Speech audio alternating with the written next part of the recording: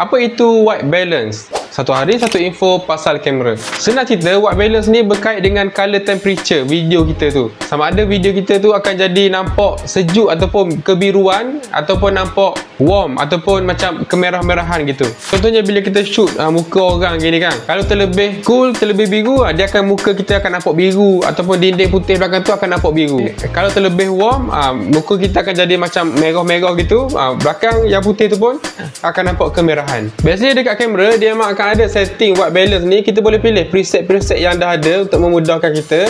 Boleh nampak dia akan bertukar warna kan, warna putih kat belakang tu dia akan bertukar mengikut color temperature lah.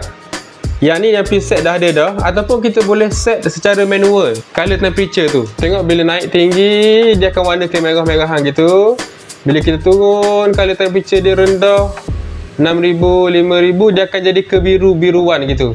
So setiap kali kita nak shoot, kita kena tengok kita punya lighting yang kita guna. Sama ada kita guna lampu yang warna biru, warna merah, ataupun warna yang natural, warna putih. Sama juga kalau kita shoot dekat luar, masa tu matahari mungkin warna kemerahan sikit. Dari situlah kita boleh balance kan kita punya white balance tadi, supaya color temperature ataupun kita punya skin tone, gambar warna dalam video kita tu atau gambar kita tu nampak natural.